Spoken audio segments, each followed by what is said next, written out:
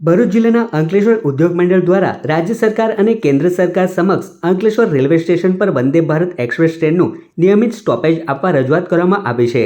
ઉદ્યોગ મંડળે રજૂઆતમાં જણાવ્યું છે કે અંકલેશ્વર દેશના મહત્વના ઔદ્યોગિક કેન્દ્રોમાંનું એક છે, જ્યાંથી મોટી સંખ્યામાં ઉદ્યોગપતિઓ, કોર્પોરેટ અધિકારીઓ તેમજ કર્મચારીઓ મુંબઈ અને અમદાવાદ વચ્ચે નિયમિત મુસાફરી કરે છે।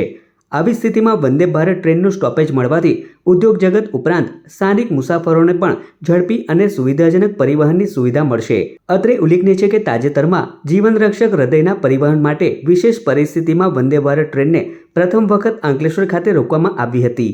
આ ઘટનાના અનુસંધાને હવે નિયમિત સ્ટોપેજની માંગ વધુ જોર પકડી રહી છે। ગઈકાલે એક આકસ્મિક રજૂઆતના હિસાબે વંદે ભારતને એક હૃદયથી બીજા 6 વ્યક્તિના જીવને જીવદાન આપવા માટે વંદે ભારતને અહીંયા એક હંગામી ધોરણે અંકલેશ્વર મુકામ ખાતે સ્ટોપેજ આપવામાં આવ્યું હતું।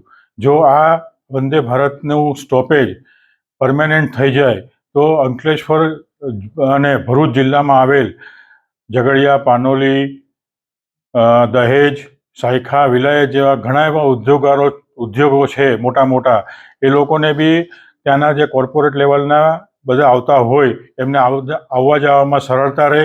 તો અમારે અંકલેશ્વર ઇન્ડસ્ટ્રીઝ એસોસિએશન વતી એક માંગ છે કે વંદે ભારત એક્સપ્રેસને પરમેનન્ટ અંકલેશ્વર ખાતે સ્ટોપેજ આપવા વિનંતી।